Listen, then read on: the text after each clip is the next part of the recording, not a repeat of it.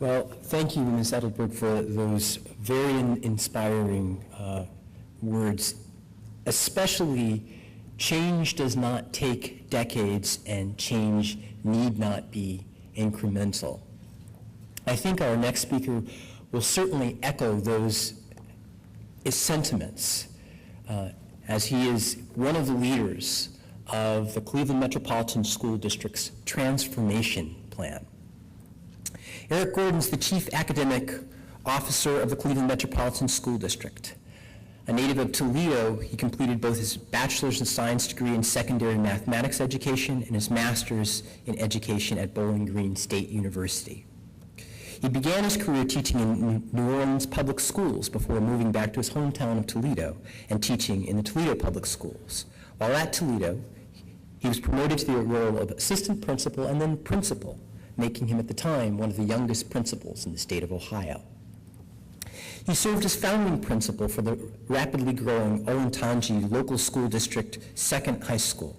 Under his leadership, Olentangy Liberty High School earned an excellent rating on the school report card each year since opening, and was named School of Distinction by the state of Ohio because of the higher than predicted performance of special education students on the Ohio graduation test. He was also appointed to the position of Executive Director of Secondary Learning, and he was responsible for curriculum and instruction, special education services, supervision of personnel, and opening more new schools. As Chief Academic Officer of the Cleveland Metropolitan School District, he brings his skill and passion and his abiding commitment to excellent education for urban students. Please welcome Eric Gordon.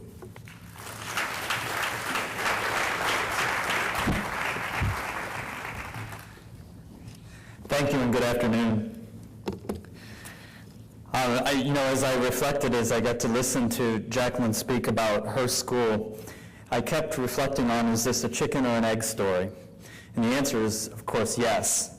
It is both the chicken and the egg, and it doesn't matter really which came first. And so I guess I represent the other side of the work, in that if we're going to ask the Jacqueline Edelbergs to do the work in their neighborhood school, if we're going to ask you to do the work in your neighborhood school, as of course I hope you do. I hope you do buy that book and share it with 5 or 10 people who touch Cleveland schools in particular, then you need to know that there is a blueprint for a citywide school renaissance as well.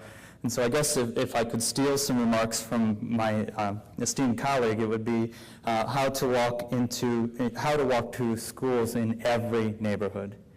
You know, Cleveland is built upon its neighborhoods. I'm a recent transplant. I've been here almost 3 years now. But you learn very quickly that this is a city that is proud of its neighborhoods, whether it be Tremont or Ohio City, where I live, or whether it be University Circle or Huff or Central or West Park or Slavic Village. You know, all of us who live in the city in Cleveland would argue that we too don't want to live in the suburbs, and I probably would eat glass before I went back to the suburbs. And so we're very similar in our context. We have neighborhood schools, and we have dreams for our neighborhood schools, and we actually have some of the same dilemmas that Jacqueline referenced in her own context. And you know, Jacqueline shared with us today that there's both a real problem and a perceptual problem. And I guess I would offer back that there is both in Cleveland a perceptual problem and a real problem. You know, right now, we have to face the fact that in Cleveland that many of our schools are the Nettlehursts that Jacqueline described.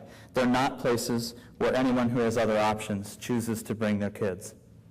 And as a district, we have to face that real problem if we're going to ask our moms to help us face the change of perception, of the perceptual problem. But the real problem can be fixed, as Jacqueline shared, in how the work has been dramatic in her school and her neighborhood. And it can be fixed at scale. And the promise of Cleveland, and frankly what brought me here 3 years ago and what's allowed me to start doing this work with the neighborhoods in our community, is that we're large enough to prove it can be done in Cleveland, and we're small enough to do it. And there aren't too many cities out there that can really boast that this work can be done at scale, and we can prove it.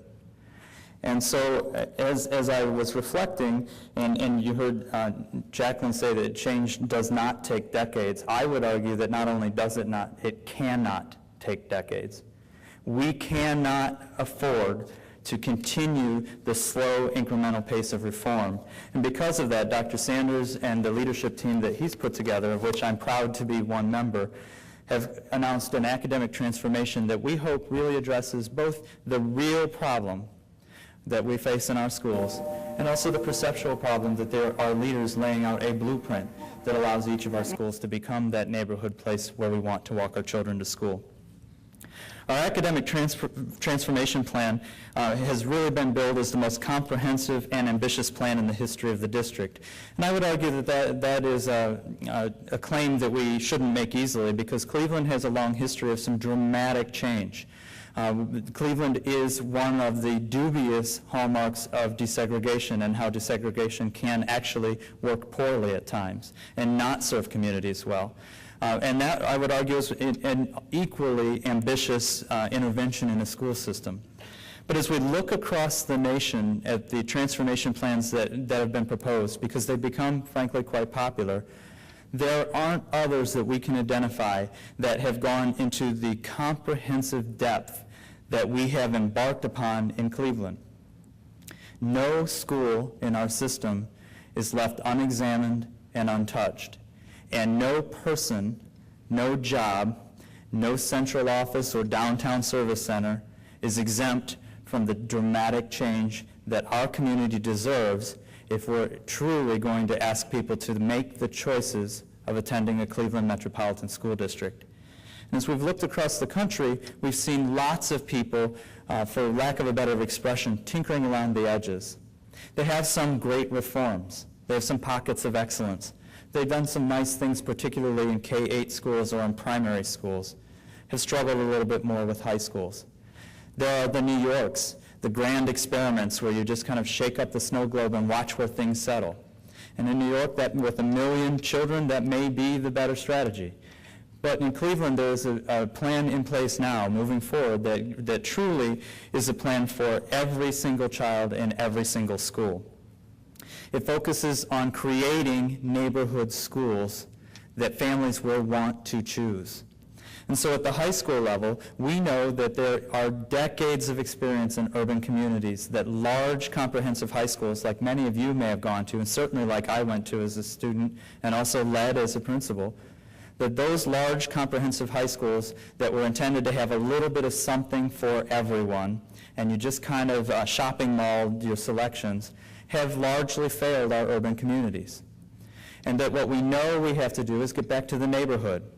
There's lots of evidence, and again, this doesn't need to take decades. There's lots of evidence that if you can make small communities where kids and faculties and families can know each other well, you can make dramatic gains for students.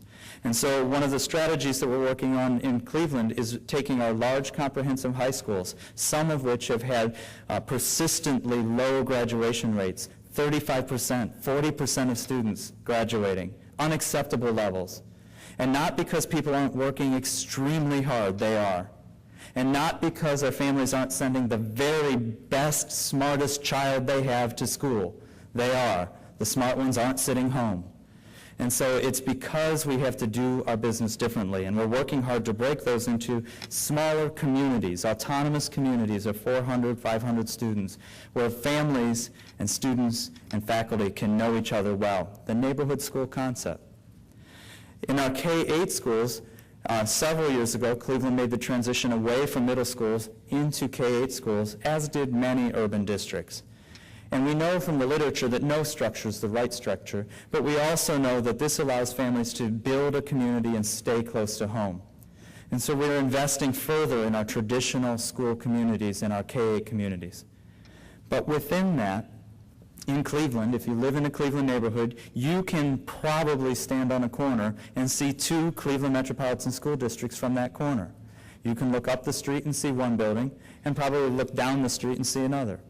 And so that gives us great opportunity to allow our families and our communities to build the schools they want.